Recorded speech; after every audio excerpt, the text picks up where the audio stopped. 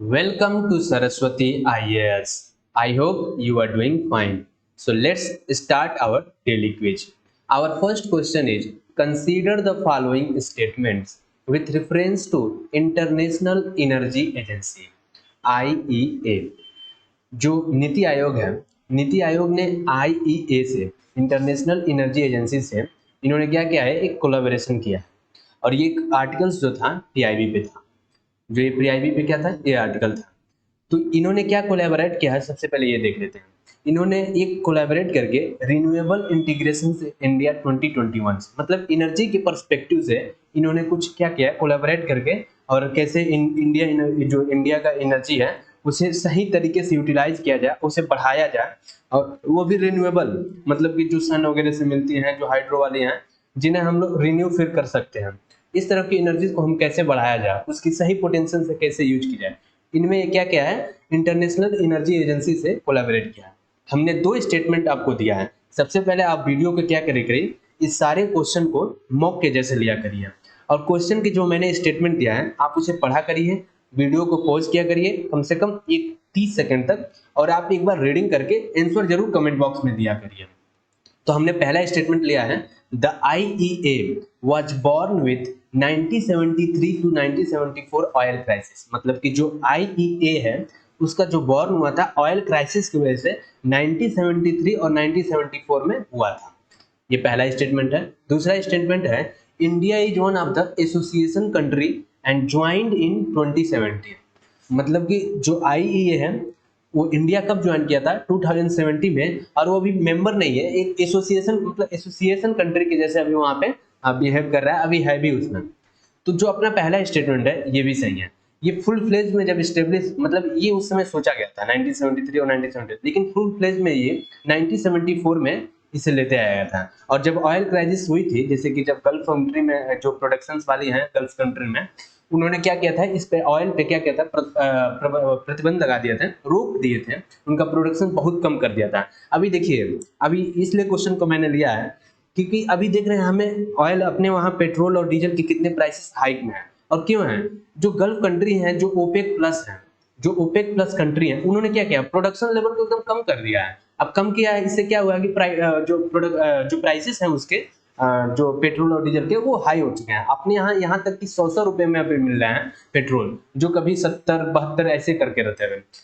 तो अभी देखिए न्यूज में ओपेक प्लस बहुत ज्यादा है। ओपेक प्लस ने अभी एक मीटिंग किया, उसमें ये क्या कहा है, इन्होंने कहा है कि अब प्रोडक्शन को हम क्या करेंगे, अब बूस्ट करेंगे। अब बूस्ट किए तो इन्होंने जिस दिन ये मीटिंग लिया उसी दिन तीसरे 2 या 3 दिन में जो प्राइसेस हैं वो अपने आप नीचे आ गए हैं। मतलब कि प्राइसेस जो अभी बहुत ज्यादा थे वो कुछ लोग हैं, लेकिन अभी हमें देखने को नहीं मिला है। तो इसलिए ओपेक बहुत नाम, इसलिए मैंने इस क्वेश्चन को भी लिया है। तो ये ऑयल क्राइसिस की वजह से IEA को फॉर्म किया गया था 1974 में, और इंडिया भी इसे 2070 में ज्वाइन किया था, और अभी भी ये एसोसिएशन कंट्री के नाम से जाना था। तो दोनों स्टेटमेंट क्या है, सही है। तो बोथ 1 and 2 सही है। और ये रिन्यूएबल इंटीग्रेशन इन इंडिया, जो ये इंडिया है नीति आयोग, उन्होंने IEA से क्या किया, कोलैबोरेट किया। अब हम चलते हैं नेक्स्ट क्वेश्चन पे। नेक्स्ट क्वेश्चन मैंने इंडियन एक्सप्रेस से लिया है, काफी अच्छा क्वेश्चन है और इंटरेस्टिंग है, देखिएगा आपके हर जगह ये मदद करेगा। इसके लिए मैं एकदम आपके पास एक शॉर्ट शॉर्ट तरीका, एकदम शॉर्ट ट्रिक में बताता हूँ अभी आपको, कैसे एकदम रट जाए। क्वेश्चन देखते हैं, which one of the following planet is considered outer planet. देखिए क्वेश्चन ये बहुत कभी कभी, देखिए हमेशा कॉन्सेप्ट के क्वेश्चन नहीं रहते हैं। चाहे आप UPSC का कोई भी एग्जाम देंगे, चाहे वो CAPF हो, या फिर CDS आप ले लें, CSC ले लें, IES ले लें, इन सब में क्या होता है, कॉन्सेप्ट प्लस फैक्ट सब रहते हैं। तो हमें कॉन्सेप्ट तो सीखना है, लेकिन कुछ कुछ हमें फैक्ट भी याद रखने हैं, जो नॉर्मल डेली लाइफ में है, न्यूज में है। इंडियन एक्सप्रेस का एक आर्टिकल था, मैंने उस आर्टिकल से ये क्वेश्चन बनाया। तो क्वेश्चन देखिए, इसमें पूछा गया है कि कौन सा ऐसा प्लेनेट है जो प्लेनेट है जो आउटर प्लेनेट हम उसे कहा जाता है, मतलब प्लेनेट में उसे आउटर प्लेनेट कहा गया। ऑप्शन उन्होंने दिया है जुपिटर, मरकरी, वीनस और अर्थ। मैंने आपको यहाँ पे एक फोटो दिया है, फोटो दिए के देखिए, हम आपको इसमें क्लियर कर देते हैं।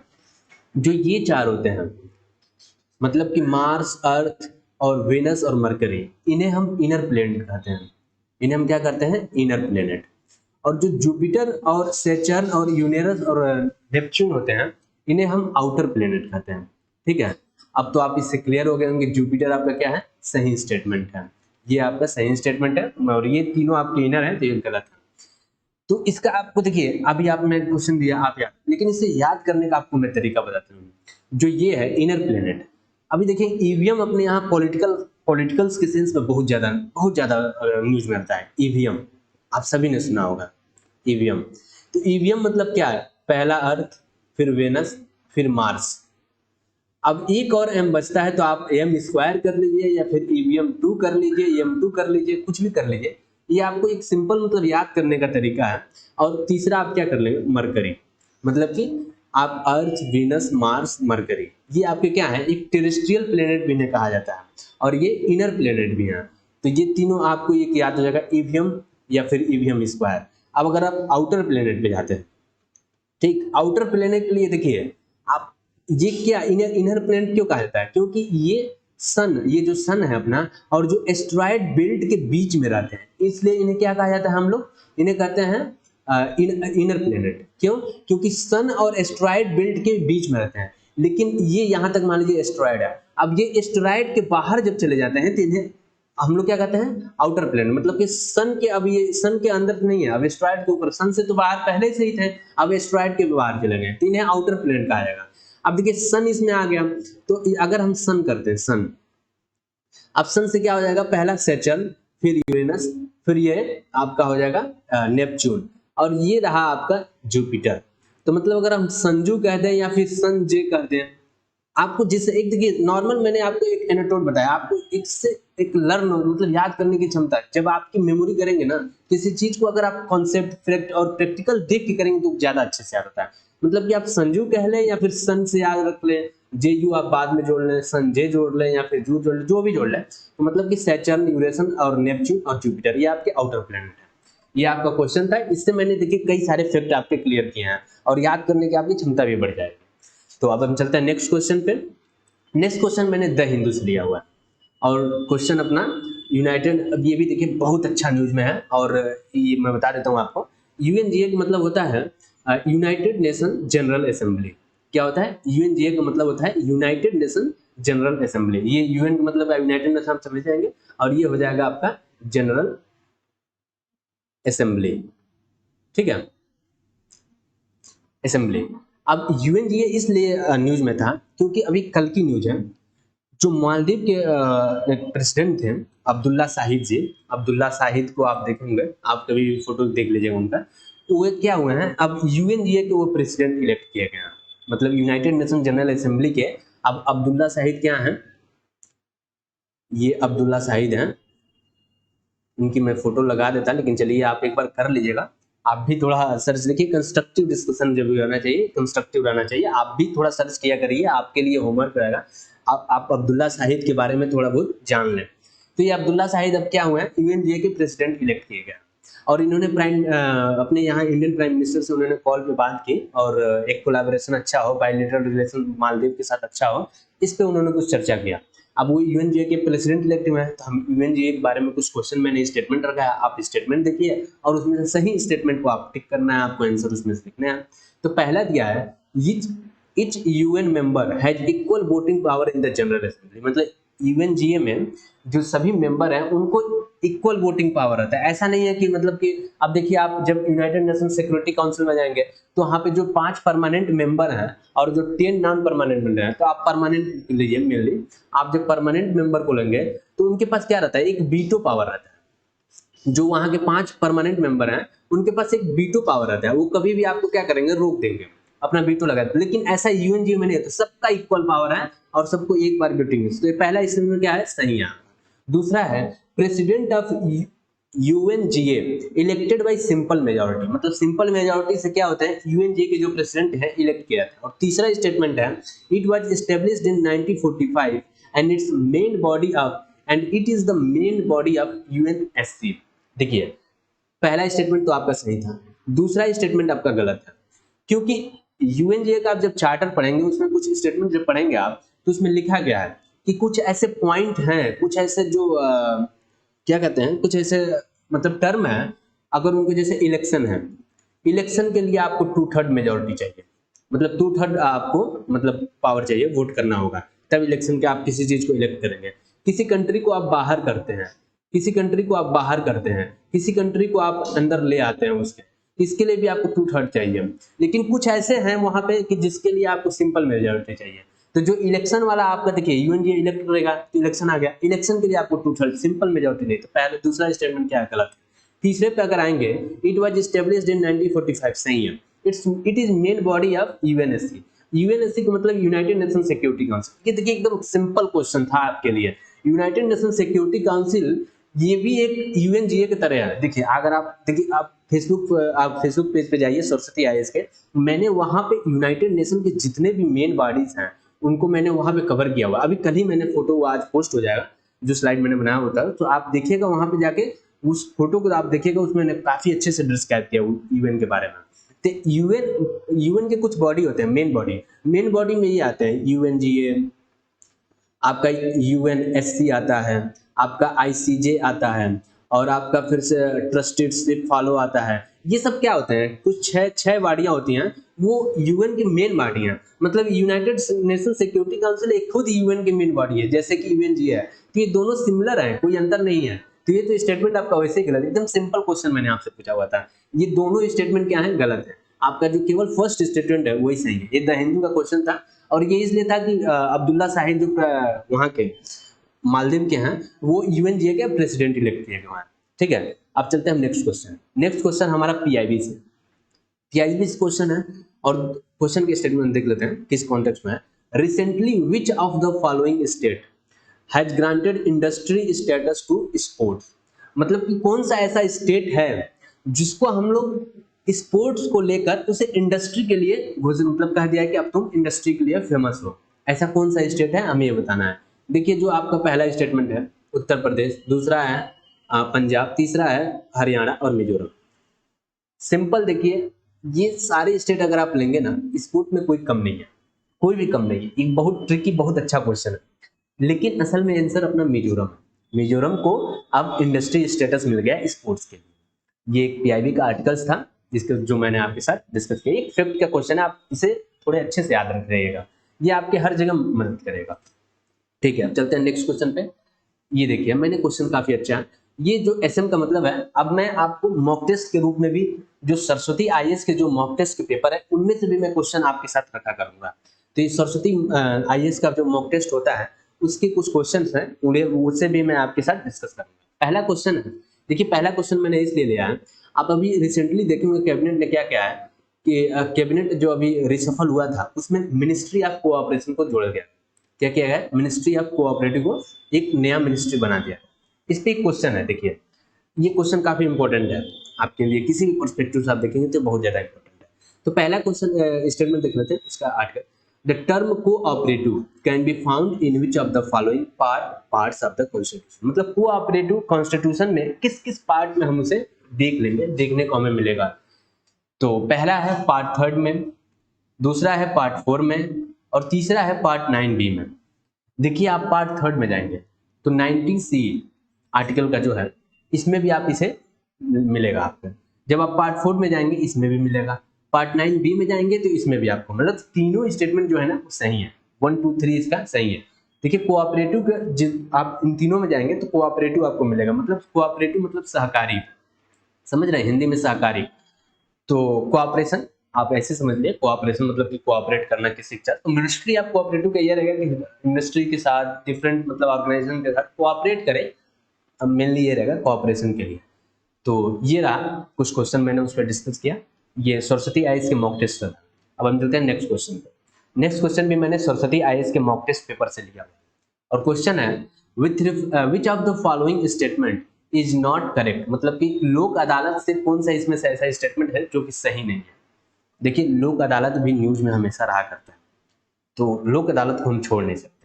तो हम देखते हैं पहले कौन सा इसमें से गलत है। There is no court fee payable when matter is filed in the Lok Adalat. मतलब कि जब लोक अदालत में कोई भी केस अगर आप फाइल करते हैं तो आपको एक भी रुपए फी नहीं देना पड़ेगा, मतलब जीरो फी रहेगा आपके लिए अगर लोक अदालत में आप फाइल करते हैं कोई केस। तो जो लोक अदालत में जो सोशल वर्कर्स होते हैं वो एक मीडिएटर और रिकॉन्सिलेटर्स, देखिए मीडिएटर मतलब कि मध्यस्थता, और रिकॉन्सिलेटर मतलब कि सुलह, ठीक है, सुलह कराना। जब लोक अदालत में सोशल वर्कर जो सामाजिक कार्यकर्ता हैं वो एक मीडिएटर और रिकॉन्सिलेटर के जैसे काम कर सकते हैं। ये दूसरा स्टेटमेंट है। तीसरा है जो मेंबर है लोक अदालत के, वो क्या है, have the role of statutory conciliators, सुलह, कॉन्सिलेटर मतलब आपको बताया था ना, तो रिकॉन्सिलेटर में सुलह, only and do not have judicial role, मतलब कि वो स्टैट्यूटरी कॉन्सिलेटर के रूप में काम करेंगे, एक अस्थिर नहीं, मतलब कि कुछ उन्हें परमानेंट नहीं दिया जाएगा, या फिर उन्हें एक तरीके से वहां रखा जाएगा कि आप जुडिशियल रोल उनका कोई नहीं रहेगा, जो लोक अदालत के मेंबर रहेंगे केवल एक कॉन्सिलेटर के तरफ वहां पे वर्क करेंगे। और चौथा स्टेटमेंट है जज द ज्यूरिसडिक्शंस ऑफ परमानेंट लोक अदालत इज अप टू 1 लाख, मतलब जो ज्यूरिसडिक्शंस है, जो उनका क्षेत्राधिकार है परमानेंट लोक अदालत के, वो रुपए 1 लाख तक का मैक्सिमम है। देखिए तीनों स्टेटमेंट आपके सही है, एक भी रुपए फी नहीं लगेगा, सोशल वर्कर भी मीडिएटर का काम करेंगे, जो परमानेंट लोक अदालत के जो मेंबर हैं वो भी एक उनकी कोई जुडिशियल रोल नहीं रहेगी, लेकिन एक स्टैट्यूटरी कॉन्सिलेटर का काम कर सकते हैं। लेकिन यहाँ पे जो स्टेटमेंट है ना, ये 1 लाख नहीं रहेगा, ये 1 करोड़ रहेगा। ठीक है, जो ज्यूरिसडिक्शन है परमानेंट लोक अदालत का वो 1 करोड़ का है। ये सरस्वती आईएएस के मॉक टेस्ट का। अब हम चलते हैं नेक्स्ट क्वेश्चन पे, आप इसे जरूर एक बार फैक्ट जितने भी हैं आप एक बार याद रख रखें। चलते हैं नेक्स्ट क्वेश्चन पे। ये भी सरस्वती आईएएस के मॉक टेस्ट था और ये न्यू डेवलपमेंट बैंक के ऊपर है। देखिए क्वेश्चन काफी अच्छे अच्छे हैं, आपको बस अटेम्प्ट करने हैं। आप वीडियो को जरूर पॉज किया करिए, पॉज करके और आप एक बार कमेंट बॉक्स में आंसर, या फिर आप खुद ही सोचा करिए 30 सेकंड में और आप आंसर देखिए लास्ट में कि क्या आंसर आपका सही आ रहा है कि नहीं। तो न्यू डेवलपमेंट बैंक के ऊपर कुछ रेफरेंस, कुछ स्टेटमेंट हैं, उन स्टेटमेंट हमें सही स्टेटमेंट क्या करना है, बाहर करना है और उन्हें टिक करना है। ठीक है, तो पहला स्टेटमेंट है इट वाज एस्टेब्लिश, देखिए new development, it was establish under Fortaleza declarations of BRICS summits 2014। ठीक है, ये जो बैंक है वो कब स्टेब्लिश किया था, फोर्ट लेजर डिक्लेरेशन पे इसे स्टेब्लिश किया गया था। और दूसरा स्टेटमेंट है India is the second largest share holder in this bank. ठीक है, इंडिया क्या है, दूसरी सबसे बड़ी शेयर होल्डर है इस बैंक में। और तीसरा है it is headquarter at Shanghai, मतलब सांघाई में, जो चाइना का एक प्रांत है सांघाई, वहां पे ये इसका हेडक्वार्टर लोकेट करता है। देखिए पहला स्टेटमेंट सही है, न्यू डेवलपमेंट बैंक के रेफरेंस में पहला स्टेटमेंट सही है। फोर्टलेजा क्या है, एक शहर का नाम है जो ब्राजील में है। ठीक है, ब्राजील में एक शहर है फोर्टलेजा, वहां पे जब समिट हुई थी तो उसमें डिसाइड किया गया था, जो ये सारे कंट्रीज हम देख रहे हैं इसमें, ब्रिक्स का मतलब कि ये ब्राजील, रसिया, इंडिया, चाइना, साउथ अफ्रीका, ये सब क्या है, इसके पार्ट हैं। तो ब्राजील में जब इसे किया गया था तो फोर्टलेजा में जब वहाँ की शहर है, वहाँ पे जो समिट हुआ था उसमें डिसाइड किया गया था कि हम एक न्यू डेवलपमेंट बैंक बनाएंगे। क्यों, कि मदद मिलेगी अपने में कोऑपरेट करके, हम अपने जो भी कुछ इशू रहेंगे, लोन वगैरह देना होगा, किसी को जरूरत कभी पड़ गई तो उसमें हम लोग दिया जाए। लेकिन दूसरा स्टेटमेंट देखिए गलत है, इसमें कोई प्रायोरिटी नहीं है कि आप कितने पे शेयर होल्डर रहेंगे, इसमें यही डिसाइड किया था कि आप इक्वल रहेंगे। अगर हम देखिए कोई अगर मान लेते 3 पर्सन है तो इसमें ये डिसाइड किया गया जो तीनों रहेंगे, मतलब 5 हैं अभी। ठीक है, 5 हैं तो पांचों को अगर एक 10 रुपए दे रहा है तो दूसरा भी 10 ही देगा, तीसरा भी 10 ही देगा, चौथा भी, पांचवा भी, सब 10 देंगे। अभी 20 पे शायद आई थिंक डिसाइडेड है, और 20 पे ही सबको देना रहता है, 20 रुपए नहीं, मतलब कि 20 उनकी एक होती है किस रेफरेंस में किसका शेयर कितना रहेगा, तो 20 की शेयरिंग अभी चल रही है। ठीक है, तो अभी 20 पे है, ये आप एक बार अपडेट रहा करिए, देखिए आई थिंक हमें लग रहा है कि ये 2-3 महीने पहले का अपडेटेशन है। अभी हम एक बार चेक करके आपको फिर से, जब देखिए आप इसके जितने भी क्वेश्चन है ना, इनको मैं पीडीएफ करके, सरस्वती आईएएस का जो टेलीग्राम चैनल है आपको डिस्क्रिप्शन बॉक्स में मिलेगा, आप इसे फिर मॉक टेस्ट के जैसा लिया करिए, आप यहाँ से आंसर देख लिया करिए, आपको जैसा समझ आए, और फिर से एक मॉक टेस्ट के जैसे रूप उसको लिया करिए। आप जब इसको 2 बार 3 बार करें आपको एकदम रट जाएगा, इसलिए जैसे मैं आपको क्लेरिफाई कर रहा हूँ। तो इसकी जो हेडक्वार्टर है वो शंघाई में है, ये भी सही है। ये गलत है, इसमें सबकी इक्वल शेयरिंग है, किसी के भी अधिक या फिर कम नहीं है। तो हेडक्वार्टर शंघाई में ही है, चाइना के प्रांत में। तो पहला और तीसरा स्टेटमेंट सही है और जो दूसरा स्टेटमेंट है वो गलत है। और हम चलते हैं नेक्स्ट क्वेश्चन। देखिए अब मैंने वो आपको कुछ मॉक टेस्ट के पेपर दिए हैं, ठीक है, कुछ मैंने करंट इश्यू से डेवलप किया, आपको कुछ क्वेश्चन बनाए थे। अब मैं आपको यहाँ से, जो अभी तक को आप देख रहे थे कि मॉक वाले क्वेश्चन, अब मैं आपको प्रीवियस ईयर क्वेश्चन करा रहा हूं। प्रीवियस ईयर क्वेश्चन आप डिजाइन समझा करिए कि कैसे कैसे डिजाइन होते हैं पेपर में। आप देखिए कितना भी आप सरस्वती आईएएस के जितने भी मॉक टेस्ट के पेपर क्वेश्चन देखेंगे, कुछ भी अलग नहीं रहता है। सरस्वती आईएएस के मॉक टेस्ट और ये जो आप यूपीएससी के पेपर सब एक बराबर डिजाइन की जाती है। अब एग्जैक्ट सेम नहीं मिलेगा, लेकिन आपको पॉइंट्स जरूर मिल जाएंगे उसमें से कुछ ना कुछ। तो देखते हैं क्वेश्चन क्या है। जो the parliament of India exercise control over the functions of the council of minister through.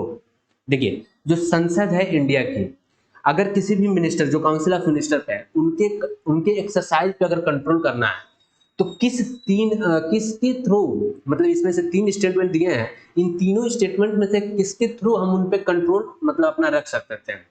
जो संसद है, जो काउंसिल ऑफ मिनिस्टर है, जो संसद है, वो कैसे उन पे अपना कंट्रोल रखती है। तो पहला क्या है, एडजॉर्नमेंट मोशन, मतलब कि स्थगन प्रस्ताव, एडजॉर्नमेंट मोशन। और दूसरा क्या है, क्वेश्चन आवर, प्रश्नकाल।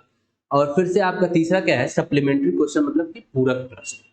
देखिए, पहला स्टेटमेंट भी सही है आपका, एडजॉर्नमेंट मतलब स्थगन। मान लीजिए कुछ ज्यादा वहां पे बवाल विवाद हो जाते हैं पार्लियामेंट में, तो क्या किया, तुरंत एडजॉर्नमेंट कर दिया जाता है, कुछ समय के लिए कुछ स्थगन कर दिया जाता है।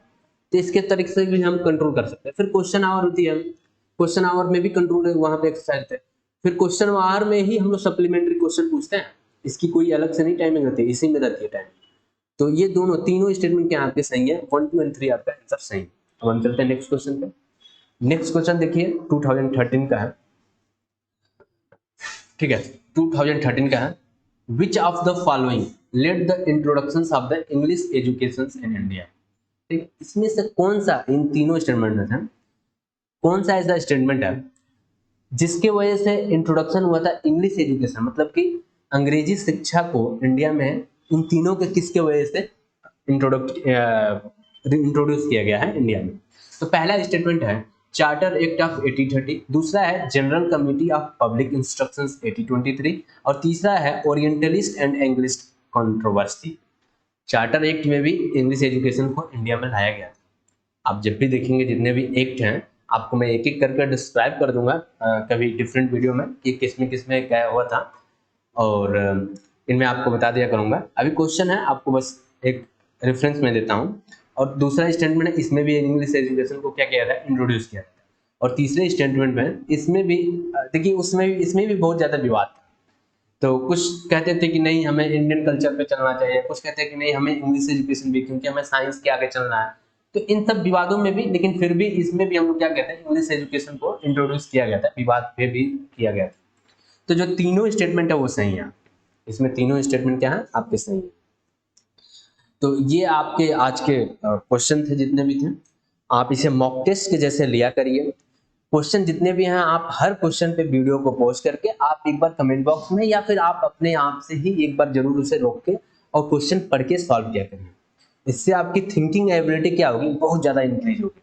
और जब थिंकिंग एबिलिटी बढ़ेगी ना, जब आप जो फाइनल राउंड जो होगा, जब आपका टेस्ट होगा, मतलब कि प्रीलिम्स का, आप किसी भी स्टेट पीसीएस या फिर जो भी दे रहे हैं आप पेपर, सब में आपको बहुत ज्यादा मदद मिलेगी, क्योंकि आप उस समय सोचना नहीं पड़ेगा, क्योंकि आपने पहले ही सोच लिया है। तो आप डेली इसे लिया करिए। अगर आपको अच्छा लगता है ये क्वेश्चन सीरीज, तो आप इसे लाइक भी किया करिए, शेयर किया करिए अपने दोस्तों के साथ, चैनल को सब्सक्राइब करिए। और आपको ये सारे क्वेश्चन थे। चलिए, धन्यवाद। Stay tuned with us. Thanks.